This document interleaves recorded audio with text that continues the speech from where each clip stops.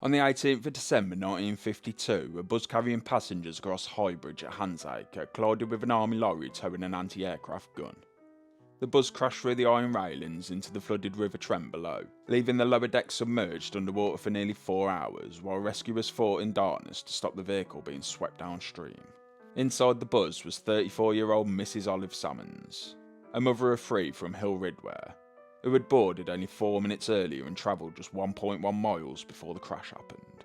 As ropes were tied to the bridge to stop the bus sinking further into the river, passengers trapped inside scrambled onto the upper deck, while rescuers crawled across ladders above freezing water to try and pull survivors to safety.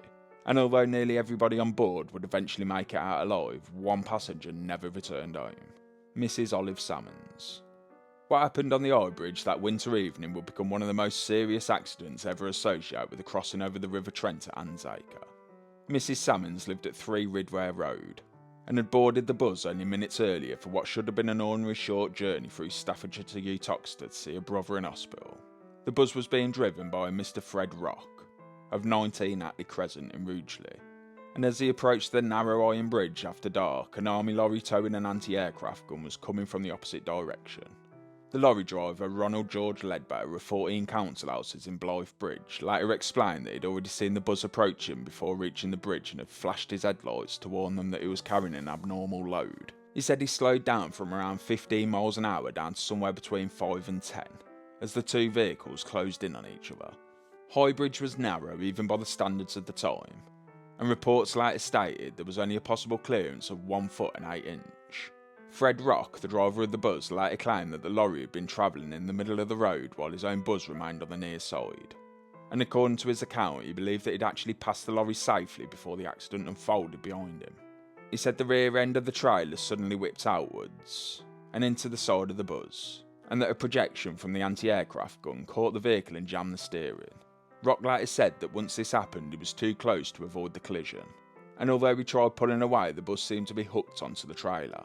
Seconds later, the bus smashed through the iron railings of High Bridge and plunged into the River Trent below. Some newspapers reported the drop as 20 feet, while others claimed it was closer to 35.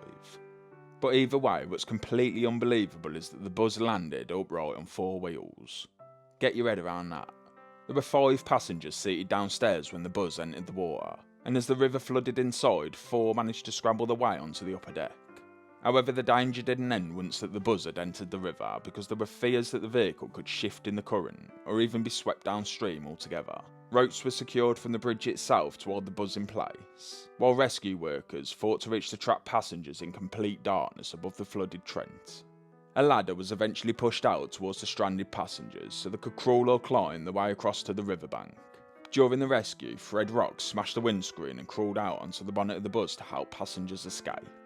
An elderly, seriously injured woman was brought to safety using a rope thrown from the bank roughly 20 feet away, and with the help from the conductor, Rock managed to pull her clear of the wreck. He then swam back to the bus again to help rescue a seriously injured girl. Doctors from Rugeley climbed along a ladder that was extended out from the riverbank, so treatment could begin before some of the injured had even been removed from the wreckage. Morphine and other emergency treatment was given out while the lower deck remained submerged beneath the floodwater. The passengers injured that night included Raymond Harrison from Newman Grove in Rugeley. He'd suffered injuries to his spine and legs. As survivors were gradually brought to safety, Mrs. Olive Sammons was still missing. Her husband searched for around 5 hours, believing she might still have been rescued and taken elsewhere for treatment. He searched the riverbanks and hospitals across the area, including Rugeley and Uttoxeter, before he was eventually called to identify a dead body. By the time a 10-ton breakdown vehicle arrived to begin recovering the submerged bus from the river, the lower deck had remained underwater for hours. Mrs. Sammons was found lying on the floor of the lower deck, with a severe gash to her right temple and a broken right arm. At the inquest, Dr. Peter James explained that there was no evidence of drowning in Mrs. Sammons' lungs, and that in his opinion, death had been caused by laceration of the brain resulting from a compound fracture of the skull. When asked directly whether death would have been immediate, he answered that he thought definitely, and that it should have been instantaneous. The coroner later stated that it was only due to the heroic efforts of the Rugeley Police and Fire Brigade that a far greater loss of life had been avoided that night, and Doctors James and Dillon were also publicly thanked for the treatment they provided under such dangerous conditions during the rescue.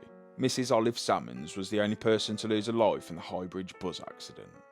2 weeks later, a funeral took place. Reverend Mr. Need of St. Nicholas Church in Hill Ridware was ill that week, so the service was instead conducted by Reverend Thacker, the vicar of Rugeley. And that's probably the part of this story that lingers the longest. Was simply a mother of 3 on her way to see her brother in hospital on an ordinary winter evening, never knowing that within 4 minutes of boarding a bus in Hill Ridware and travelling just 1.1 mile, her journey would end up beneath Highbridge at Handsacre. So rest in peace, Olive Sammons.